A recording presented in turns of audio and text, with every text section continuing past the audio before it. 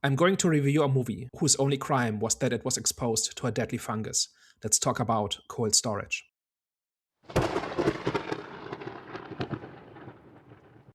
Hello, everyone. Welcome back. We are back, the Eye of the Storm podcast.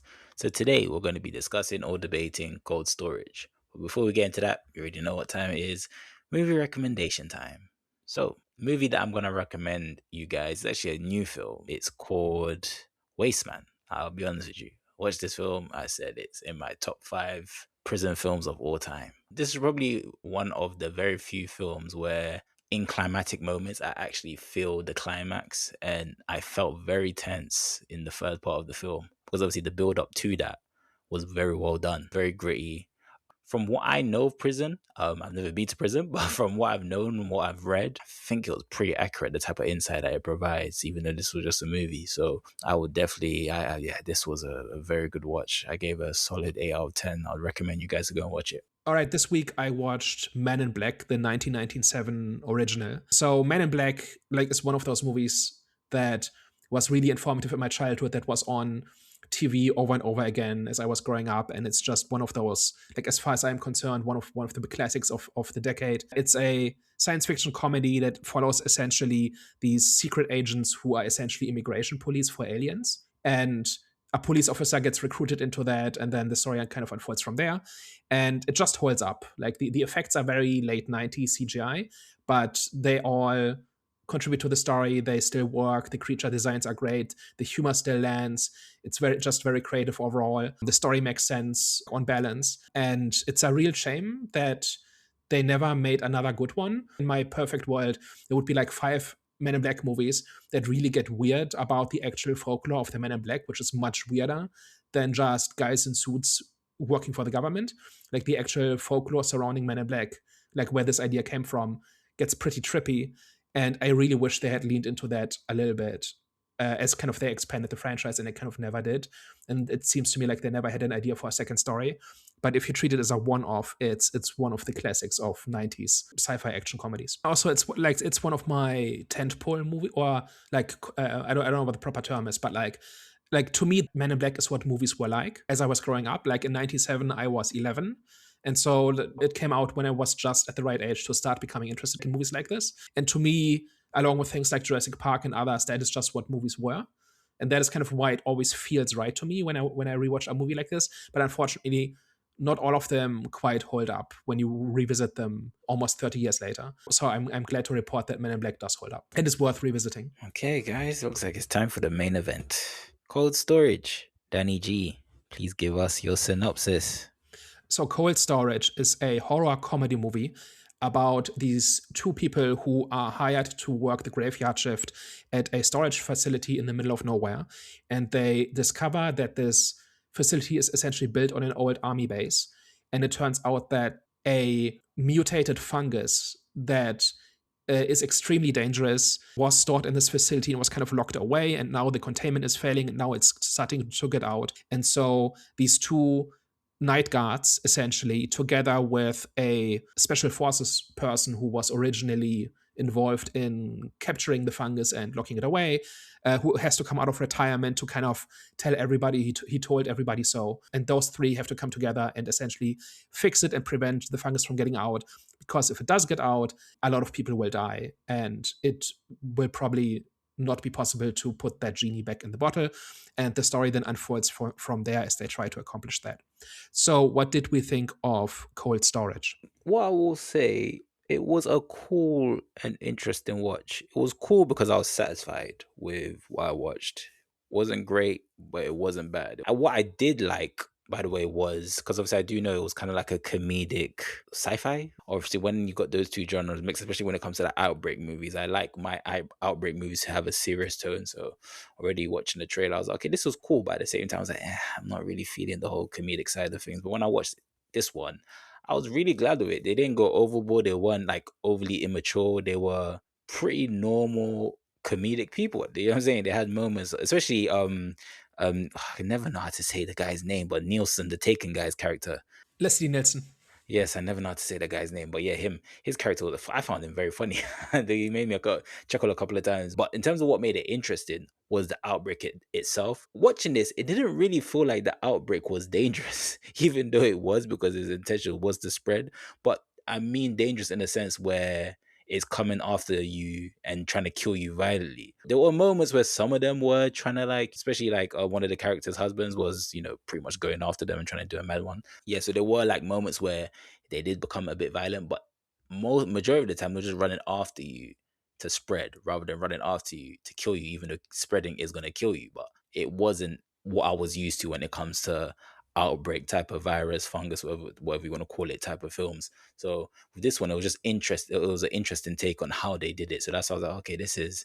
It felt light because it wasn't so gory because they didn't have that I'm trying to murder you type of aspect when I'm contaminated. But it was still, like I said, it was interesting. Just their take on, okay, this our version of what an outbreak looks like. Even though I think this was based on an adaptation, still, so I found it interesting. Overall, I think my experience with this one, I'm not mad at it. I think we're all kind of just okay with it, right? Like, I think this movie is fine on every count and amazing on none, and also not terrible in any way. So I really like kind of the premise of it, the feel and tone of it. All three main characters I really enjoyed, especially Robert. Like, he actually had some really great speeches in this that just felt good, how he knew how to get to people and knew how to convince them and knew how to exert leverage and all of that. A lot of the time movies kind of skirt around kind of the point, and you're frustrated waiting them to get there and to just say what's obvious. And in this case the characters generally did. In general, all the three characters had stuff going on.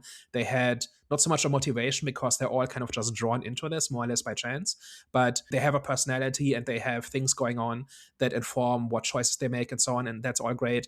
I think the visuals are fine. My main problem with it is that the story is extremely basic. It's essentially exactly what you think it's going to be. There's no big twists. Like, it doesn't really build to some big escalation or some big set piece where you're really impressed and where stuff that was introduced earlier ends up really mattering. I think that is really the movie's really big weak point. Like, it sets up a whole bunch of stuff and establishes it, but it doesn't take it to somewhere memorable where you're going to remember that scene 10 years from now or 5 years from now in the way you would from other movies that this is based on, right? So this draws heavily from Alien and The Blob and a few others, but it's not quite as good as those, and I don't think it's going to be nearly as remembered as its inspirations. And I think that's a bit of a shame because on the fundamentals, this movie does just about everything right. It's just a bit of a half measure. Let's talk about it. So that kind of leads into my first question regarding its pacing. Well, that's something which I noted where, go see, coming off what you were saying, Daniel, I was like, okay, I kind of felt a bit the same way.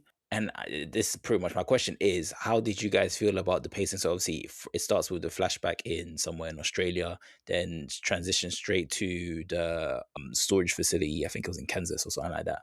But pretty much this was like a one wild night, right? So did you guys feel like the pacing, like it being kind of like just in one wild night, made the story feel a bit too rushed? I think it basically works. This is supposed to be an emergency, right? And this is supposed to be, you have one chance to stop this from getting out.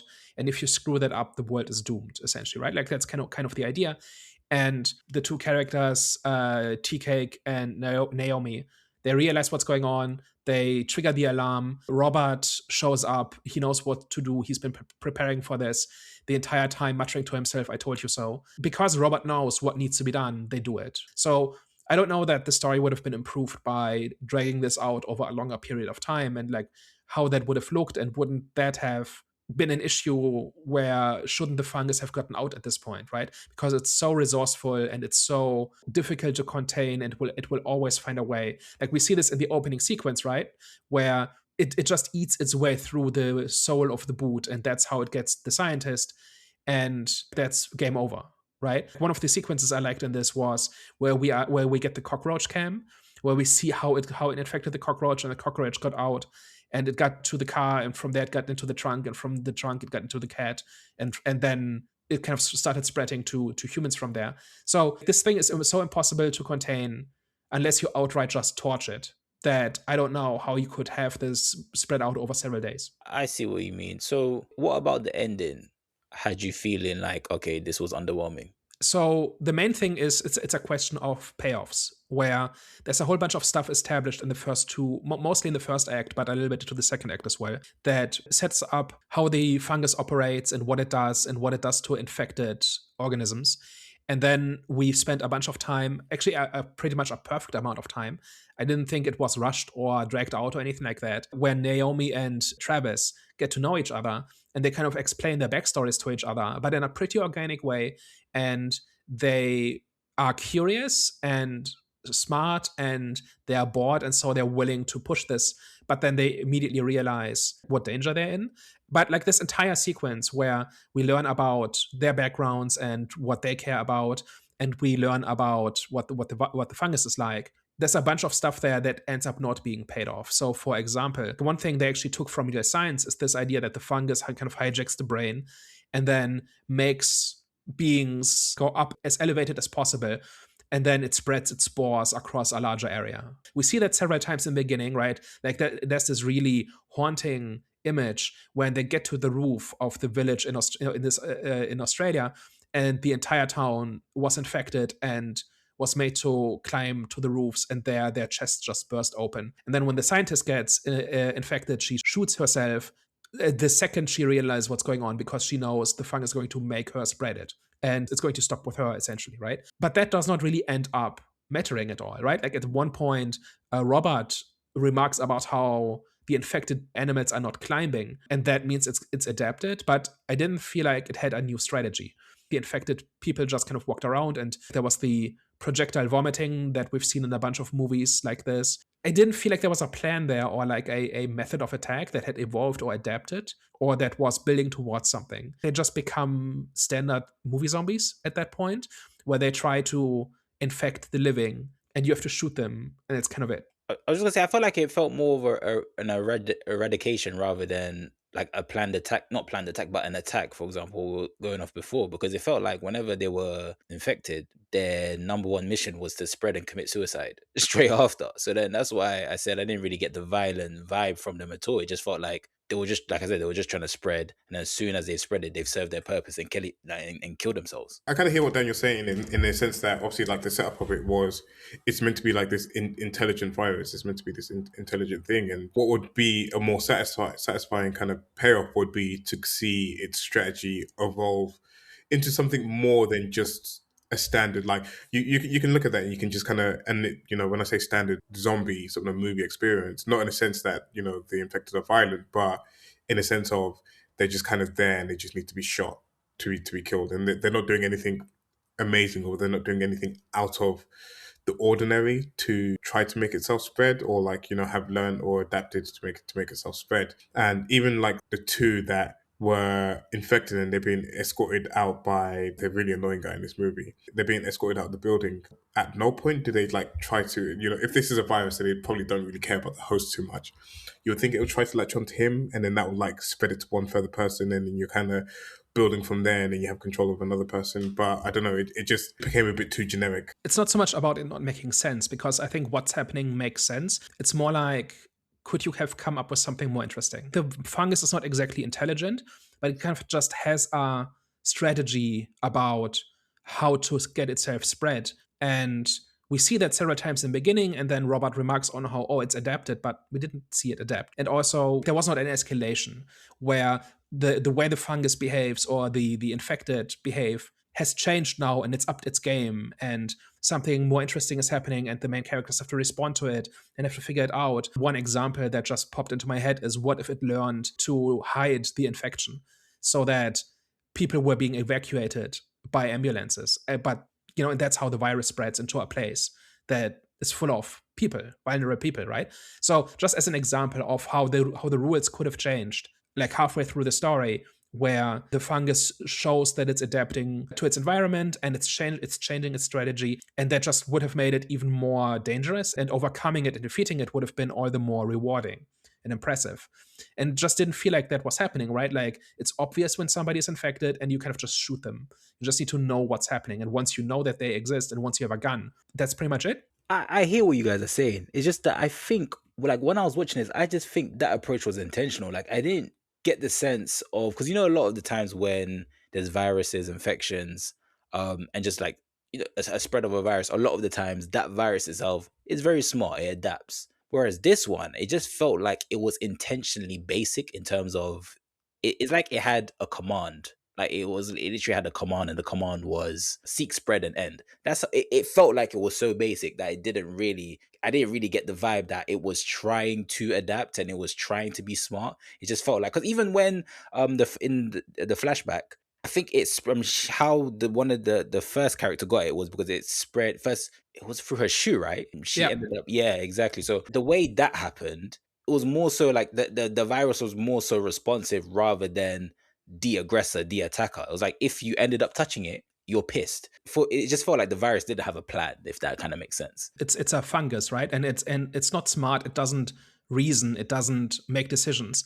It just does things, right? Which is change the behavior of whatever it's infecting with the goal of maximizing the spread, right? And that is why the whole thing about get as high as up as possible, and then your chest bursts open, and then you spread it over a larger area, right?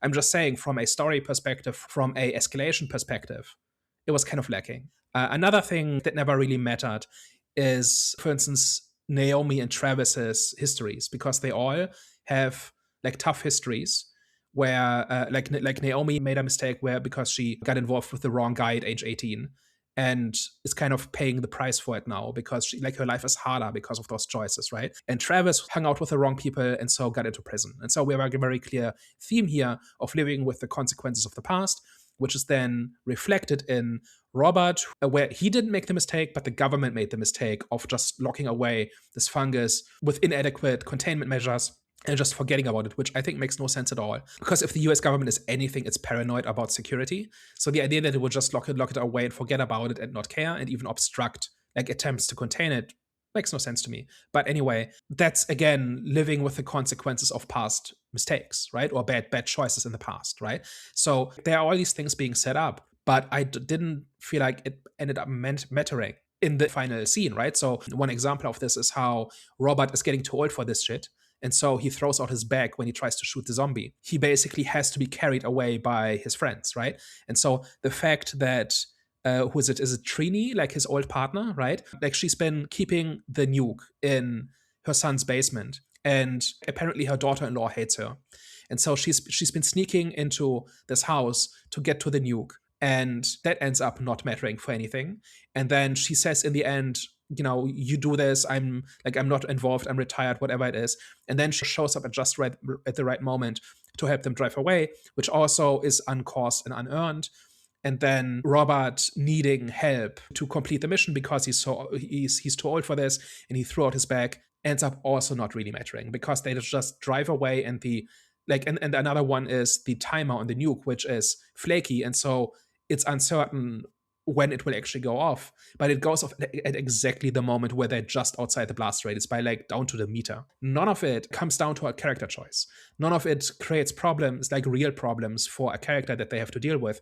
It's very much fake tension. When they were driving away and the nuke was going off and the ground was splitting open behind them, that was the most generic action sequence I had seen in years, because there's literally nothing going on there, right? Like at no point is anybody actually making a choice to overcome a problem. And especially in a movie in which dealing with the fallout of past mistakes is such a big theme that it's not at all involved in the actual resolution in the ways the heroes win in the end. I think this is weird. Like, is this not the point of the story? And is it not how the movie should end? I don't know. Like it felt like such a missed opportunity. It's a tricky one. I definitely see where you're coming from. It felt like Robert Quinn, so that's Liam Neeson's character. It felt like his past trauma was the main thing that I got out of it when it comes to during like the whole climax scene near the end, rather than the other two characters like Travis and Naomi's character. Because I do get what you're saying. I didn't necessarily see how, like you said, their backstory led to anything in the film. It just pretty much led to them getting closer. And even them getting closer, there wasn't really any resolution. Only at the end when Travis ended up telling Naomi what his name actually came from, tea cake actually came from. Besides that, there wasn't really a build up to anything when it comes to their past. There was some like situation where, for example, like Travis, where, you would talk about how he got in trouble in the first place and what he was trying to avoid. So maybe there was some character, there was actually any character development in his character, because he still ended up being a follower. But besides that, I think Neeson's character, I think that's where, even though he wasn't the main character. The only part where I thought it was gonna like half be relevant was in the scene when they are leaving the storage unit. Tea Cake is about to leave, but then Naomi kind of hesitates. She's like,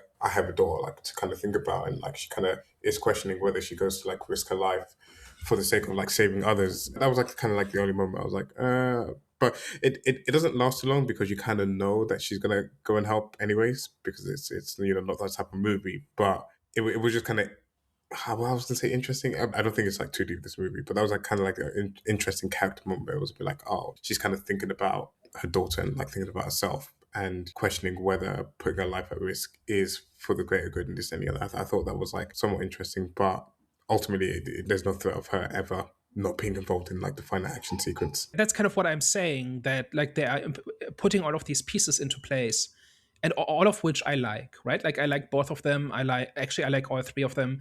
I like that they're reasonable adults, that they are pretty, like they are bored, and so they're poking around, but they recognize danger when they see it. And all three of them are motivated by some version of the same theme. I like all of that. I'm just saying it should have mattered at some point. In the final stretch of the story, all of that stuff that was set up should have been paid off in the form of a choice that somebody makes.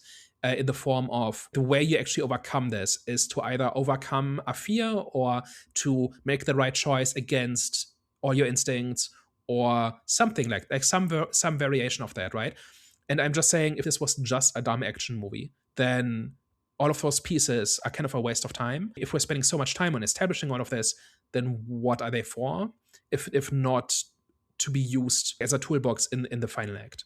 Is it not okay sometimes for a movie that's not trying to be too kind of like within itself to just insert those pieces so that the characters aren't just kind of blank slates? They're kind of like adding a little bit of color to the characters, but it doesn't necessarily need to tie into the overall narrative of the movie, because the movie is just meant to be kind of a bit of fun. This movie is like an hour and a half, so it's clearly not trying to take itself too seriously in the first place, and it's not sort of trying to be this heavy narrative with sort of all these twists and turns, etc.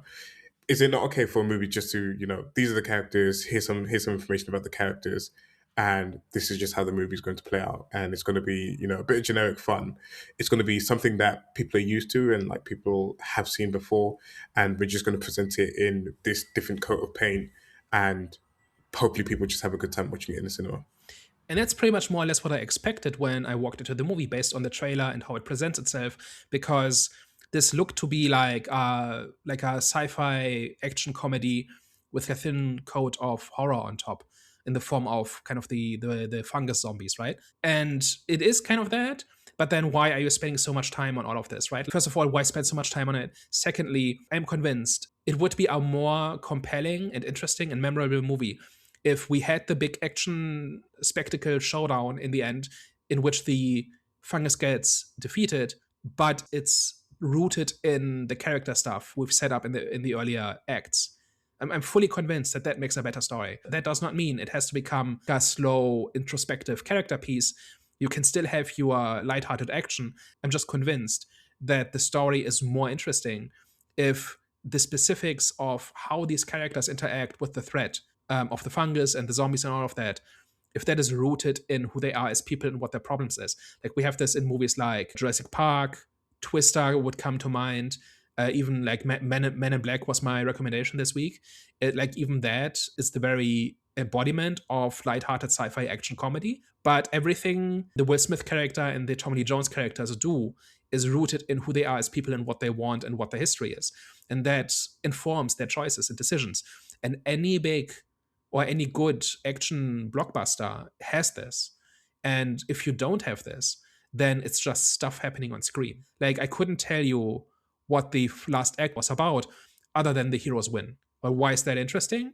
And why is that good enough? And why could it not easily have been something more interesting? I think it was more so of a like low-level employees dealing with a high-level military operation. So it was like the theme of exploring the idea of expendable workers, for example, saving a world that ignored them. So it's such a crazy premise, which I think is the selling point and which I think is pretty much the story. So just revolving around. So the main goal is just seeing how low class citizens are going to do a high level job that, government should be due to the incompetence of government.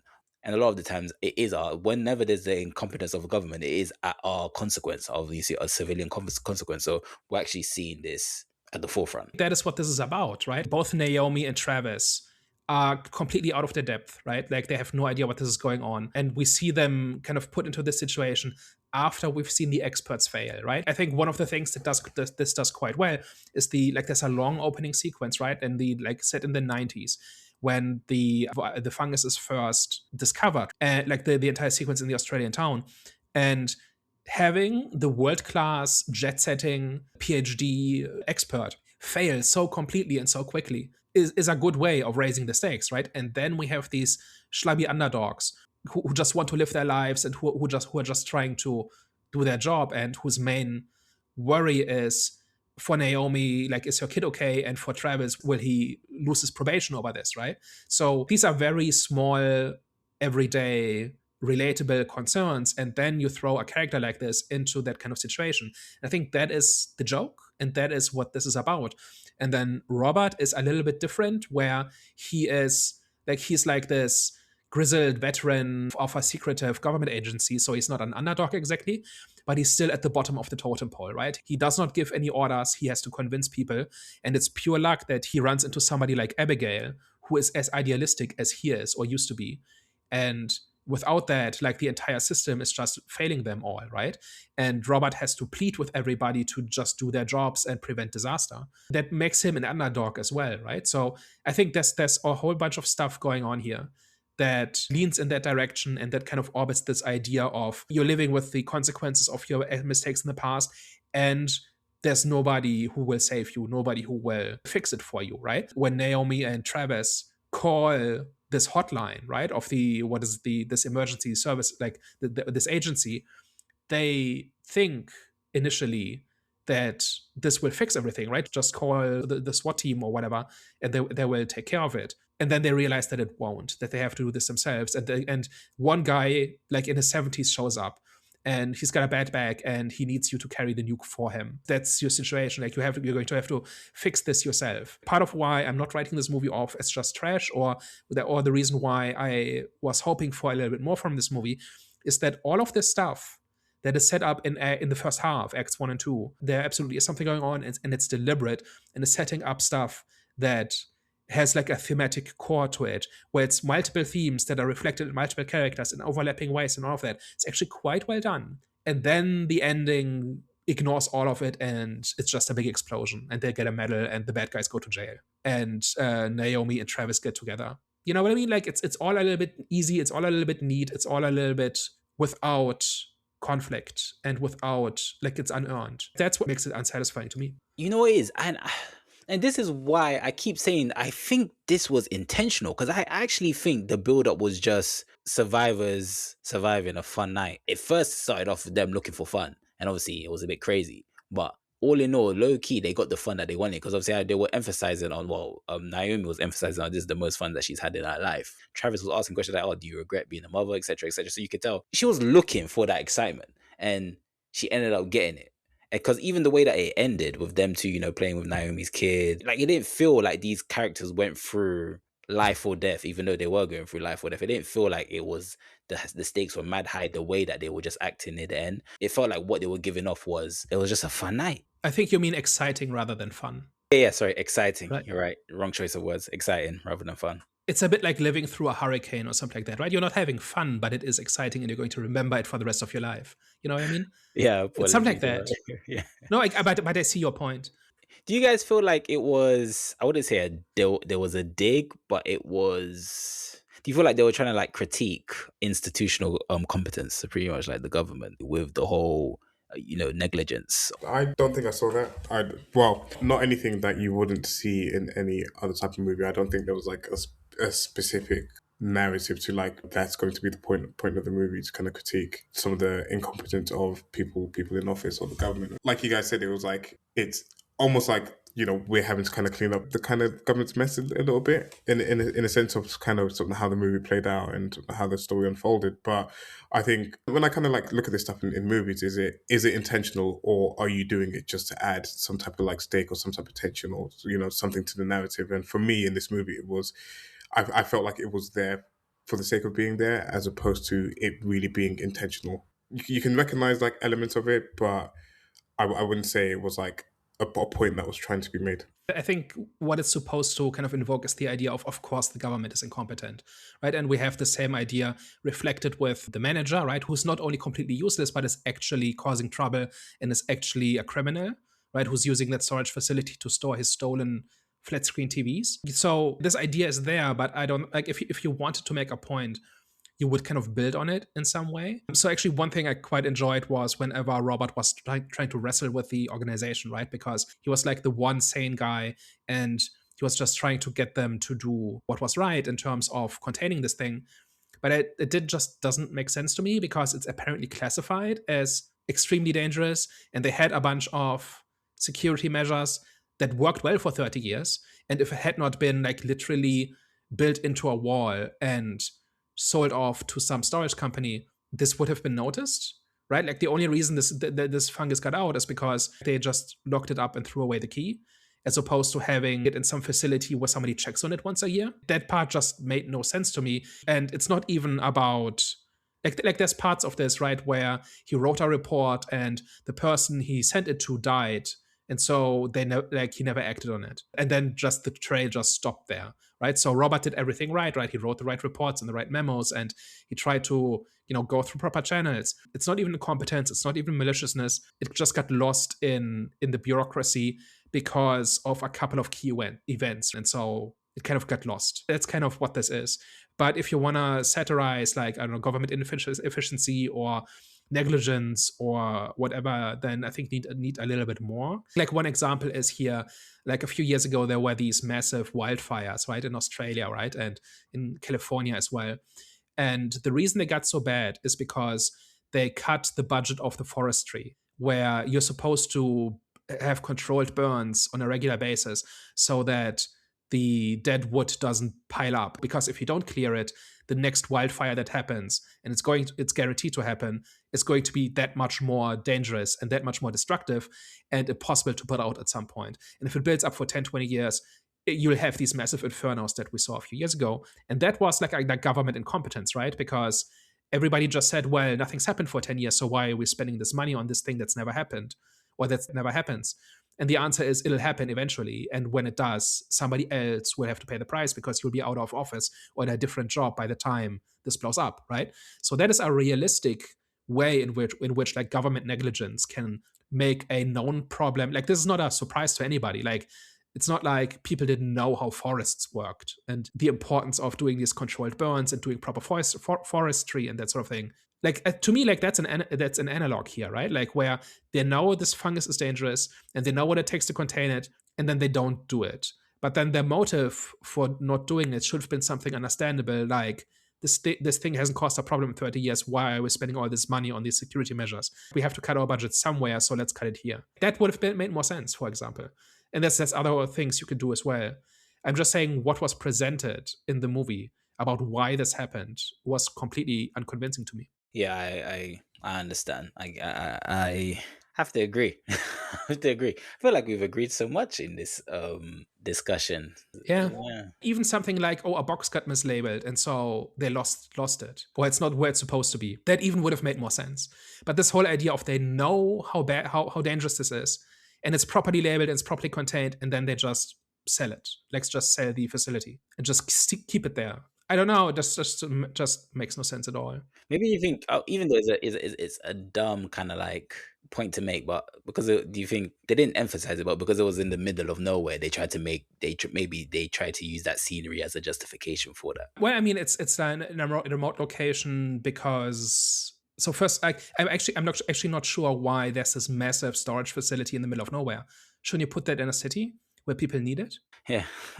Right? So story-wise, it makes sense why it's in the middle of the desert, right? And it's basically like if it's in this one location, and if it finds a way out, then it's all over. And if it was in the middle of the city, then it would be uncontainable and the entire city would be gone. That makes sense, right? But then you need to, like in science fiction especially, but in any story, you have to construct your scenario in a way that enables the story you want to tell.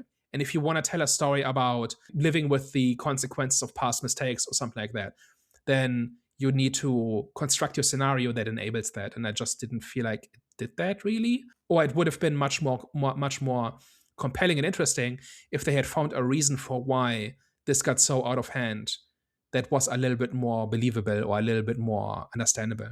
How did you guys feel about the biker gang? Do you feel like they added to the story? That manager was the most annoying manager. I don't think that's actually one thing the movie did well, was actually just get me infuriated with the manager, because he was actively doing everything wrong and just like actively ignoring all the signs. And I don't know whether it was he's just extremely stupid or the movie was like insulting my intelligence. But I was like, surely you just wouldn't do what he's doing in those situations. But there are people out there that probably, kind of fit the profile or fit the type. So I'll kind of like allow the movie on that front. But the biking was just like necessary in terms of needing the virus to kind of latch onto some people that weren't the protagonists in this movie, and kind of give the audience someone to see get shot, basically. Even though the biker gang actually weren't all that bad, all of them that were there anyways, they weren't all, complete assholes with irredeemable qualities that you were kind of rooting for. Like, I felt bad for the guy that also recognized the danger that they were in, but the manager had like the gun kind of pointed at him and like everyone else and whatever, and just almost like doomed them all through his dumb decision. I kind of felt bad for him. I thought that Doctor was going to have a bit more significance, because firstly, it felt a bit random that he was just rolling with them. So I thought, okay, maybe he's going to do something or add something, but he didn't really amount to nothing. They say he's a dentist who's in debt because his hygienist has been stealing from him. Oh, I missed that. Not sure what significance that has or how that fits into anything else. It's a bit weird that a dentist would just be part of a biker gang. Yeah. Right? Yeah. Unless it's like a social club and it's like a small town in the desert. Actually, is there desert in Kansas? I'm not sure. Like this looked like Arizona or New Mexico or something to me. I would say, I'm not sure about Kansas, but yeah. But anyway, I think in general, the biker gang was fine. Like, they served a very clear purpose in the story. It kind of made sense to me that this dead-end job that nobody pays attention to is run by a complete loser, right? Like, that the manager of this would not be a high achiever kind of makes sense to me.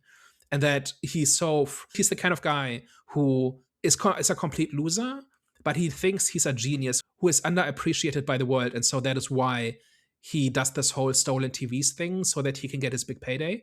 And that causes more problems. Like, that ends up causing all these problems. I don't think it taps into like kind of the broader thematic space of where this movie is, but just as a story beat, I don't know, makes sense to me. The gang wasn't overly obnoxious, I think. Like, the guy was abrasive and horrible, and like, but that's because he's supposed to be a horrible boss. But that's kind of the beginning and end of it. Yeah. So, and I thought where their introduction was gonna be like the introduction to the fungus being violent, but in reality, they moved consistently throughout. They were just roaming in. Nothing about them was violent. Besides Naomi's husband, but which was interesting, but obviously his violence came from his human side. So mostly how he was feeling towards Naomi, because I think she was ignoring his calls or something like that. So it was interesting that the fungus didn't turn them violent at all. It just gave them a purpose to spread. So, but yeah, sorry, just to go back to the back again, I thought they were gonna be that brute force to come in and just do a madness, but in reality they were victims as well. I mean, they were, but they were also threatening people, and they kind of, I think so, yeah. I mean, when they run into Travis and Naomi, they do threaten them in terms of, don't tell anybody what we're doing here and that sort of thing. That was the boss. Yeah, and he's the boss of the biker gang. Yeah, but I'm saying, but the others, everybody just follows his orders. He sets the tone. They did just let anyone into this biker gang. This was like the most random collection of people to be involved in a biker gang. It was like, we already spoke about like the dentist guy that was in it, but just them as a whole, you wouldn't like look at him and scream. I mean, that's probably why they're doing like the whole like stolen TV scam, and they're just kind of like selling that on, because it's like nothing, it's not really like drug related or like violence or anything like that. But yeah, I don't know, nothing about them screamed threatening biker gang, to be fair. But this is also a small town biker gang, right? Like this is probably the only thing to do on a Friday night. Like joining the biker gang is probably the only thing to do in their town. also, to be fair, because he tried to get Travis in a biker gang as well, so it seemed like he was just getting anyone, to be fair. So maybe them being so random is justified. My bigger question is the old woman. So she's got a storage, what's the word? Unit, Compartment, storage unit. storage unit. Yeah, like a storage unit where she keeps stuff. She clearly lost her husband some time ago, and she goes there specifically to kill herself. And she says goodbye to her husband essentially and says, I'll take a nap first. And then she was woken up when the zombie outbreak happens, and at that point she becomes just a survivor and kind of just says, I'm not dealing with this. I'm out of here. What's her place in the story? I mean, because she didn't actually even do that much. I mean, she shot one of the bikers and then just like Yeah. exited the movie. But you have those type of characters in these type of movies, though. Like they just serve a purpose for a moment. Yeah, I'm not even sure what the purpose is, other than there's somebody who knows how to shoot a gun until Robert shows up. But she saved them. That was her purpose. Set. Yeah. I'm just wondering because it seems oddly specific, but also doesn't accomplish very much. Like, what's the thought here? Daniel, I'm telling you, they just keep adding backstories for the sake of adding backstories to these characters because none of it's really relevant. She has to have a reason to be at the storage unit.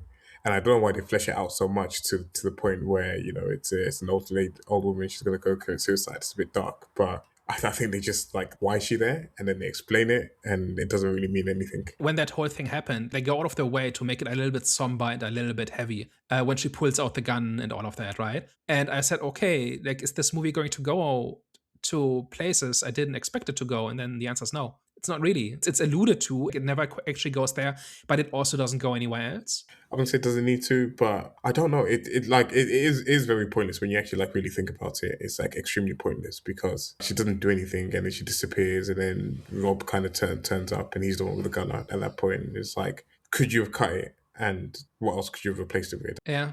There's another way to get a gun in there. There's another way for them to escape and get to Robert, right? So it's more like this entire thing seems to me like they had a quirky idea. And this author, I don't know anything about this author. I've not checked out the novel that this is based on. From the very few opinions I've read, it's very close to the novel. So this is not like a bastardized version or anything like that. This is basically the story. And there's a reason why this got adapted, right? Because this probably got decently popular and somebody saw this and said, yeah, this is a good story, let's adapt it. And then not much happens in it is kind of the thing. I'm just wondering, like, how did the movie get made? It's kind of what you're trying to piece together because it seemed like you wanted to try to understand on the novel aspect. Is there like narrative pieces missing? It seemed, and it doesn't seem like there's any narrative missing. It just unless you did see that there was like some significance to any of it. None of what you're saying screams New York Times bestseller has to be adapted into a movie, and there's this crazy fandom that's kind of vying to see this movie. That's more or less what I was getting at, right? It smells a little bit like they adapted the first half of the novel where the setup happens, and then they turn it into a generic action movie in the second half, and that is why nothing is paid off and everything becomes very generic towards the end. But it doesn't seem like this is the case. So it is a bit of a weird one. And I'm just like I didn't hate this. I actually enjoyed large chunks of this. It's more a matter of who thought this was a complete story kind of thing. And I just found out, I was just looking at the Wikipedia page, the screenplay is written by the same guy who wrote the novel. And this guy has like all sorts of writing credits like Jurassic Park, War of the Worlds, Indiana Jones, Mission Impossible, Jack Ryan, Spider-Man. This guy has written some great movies, great stories. And it's just a little bit weird. Like, it's not like this is completely broken, like this makes enough sense, right? But it's more like, are you not missing the second half? But if this is an adaptation, I'm pretty sure it ends the way that it ends in the movie, the way that it ends in the book. So unless he took out a lot of pieces from this, from the story that we're seeing in the movie, which I'm pretty sure he has to, especially if the novel's a lot. What I'm trying to say is it his fault though? Because he's just low key just following what's in the novel that he wrote. Oh! Sorry. It's the same guy. I don't know why I was thinking of the director. Wait, so the director of this film is the same guy as the one that wrote the novel? No, the guy who wrote the screenplay is the same who wrote, like, he's adapting his own novel. Okay, yeah, you're right. And I'm not even calling him a hack or anything like this, right? It's more like, normally when you get a story like this, it's because it was adapted by somebody who didn't care about it, who wanted to vomit some words on a page so that they could get paid. And like the people making it didn't care. And it just got turned into kind of a generic sci-fi action thing. But that's not what's happened here, right? This is about, like, this is as auteur as it gets, right? In the sense that it's one person's vision and they were in charge of the story. That's at least what it looks like. Daniel, I think it might still be a case where it's just words on the page where they're trying to sell some stuff, because clearly this guy's a writer and clearly, he's kind of worked on bigger projects, etc. To him, it might just be like another job. It's like, oh, this is just how I get paid. I just like make this book. And then like then could go and convince the studio, like, look at all these great movies I've written. Why don't you adapt this book that I've written as well? Nothing about this screams this was a passion project. You really sort of cared about the finer details, and he was like trying to craft this specific story or situation which he kind of passionately cared about, or any real talking points that he wanted to make in this. It just, a lot of this just seemed generic. And from what you're saying about the author, it honestly just seems like, oh, I'll write a book, maybe people will like it, and I will go and convince the studio that I'm a great writer and I've made great stuff, and they'll make this movie for me. Oh no, I absolutely agree. It could absolutely just be a paycheck thing. And I don't know this guy, and we've not researched this, right? So I'm just more trying to reconstruct what happened based on the information that's available. But I do think there's ideas here, and like this whole thing about the fungus that creates zombies, like that's a real thing. I remember like 20 years ago reading that in like Scientific American or something like that, or New Scientist.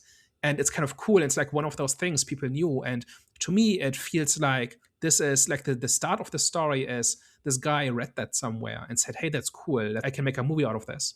And so it started with an idea. It just seems to me like if that's how a story comes into being, it's all about the idea. And I think there's enough stuff in here that is not generic, right? Like this whole thing about, like, there's a very clear thematic core here and lots of symmetry between the characters and all of that. That is proper screenwriting. This is a properly constructed story in its setup, not so much in the second half.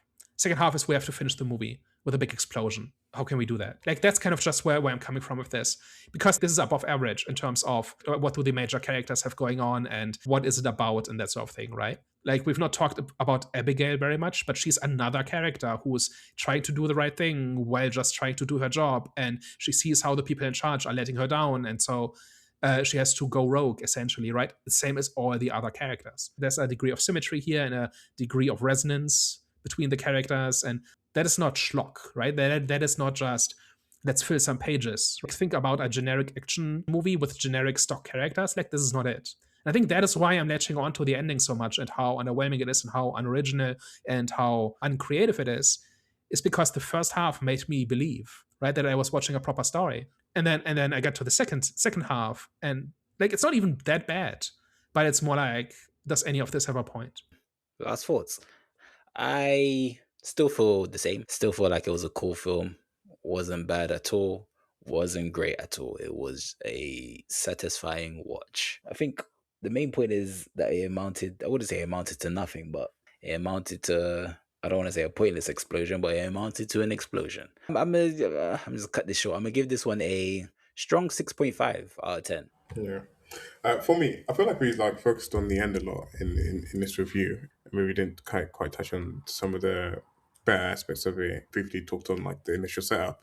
At first, I thought that was like going on for a bit too long, but by the end of it, I was like, actually, that was like a really great setup, and it was like a really good sort of introduction to, the movie and the virus and sort of the stakes and what situation we were in and what was kind of to come in the movie. And like I said, it's always a bonus when you're kind of focusing on a few characters, and you don't hate the characters that you're watching in a movie, and they're just kind of just solid and they're enjoyable, and you can kind of get behind them and go along for the ride that they're on.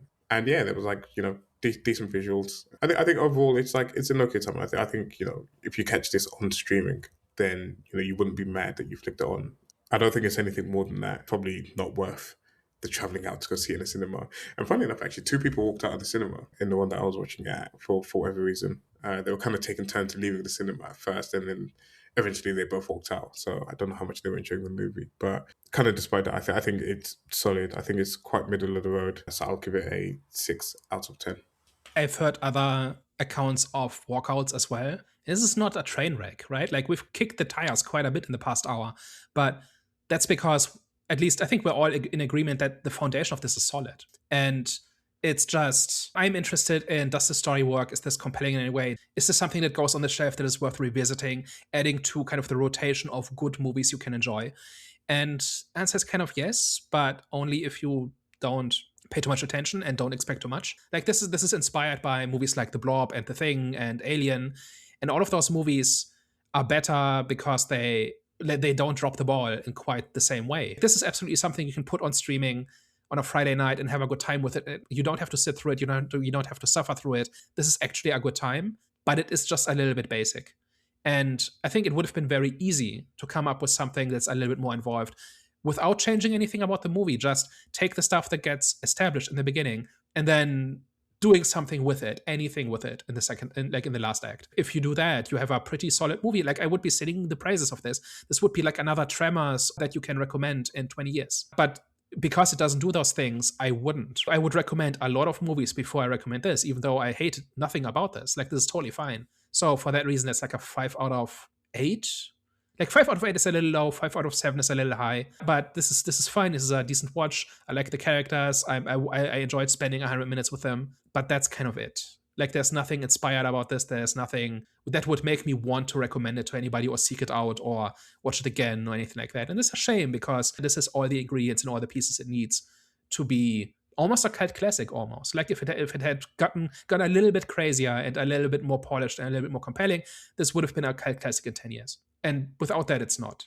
And that's kind of why I'm so fixated on all of this. Okay. Hi, guys. Thank you very much for today's discussion. If you reach this part of the episode, as always, we appreciate you pressing play, giving us a listen, and just checking us out. And as always, if you liked what you heard today and you enjoyed the discussion, you should probably tell a friend. And if you hated everything and you thought we were chatting a whole bunch of nonsense, I've got a storage unit to sell you. We are the Out of the Sun podcast. All right, guys. Thank you very much for tuning into today's episode. We'll catch you next time. Au revoir. Ciao. Bye-bye.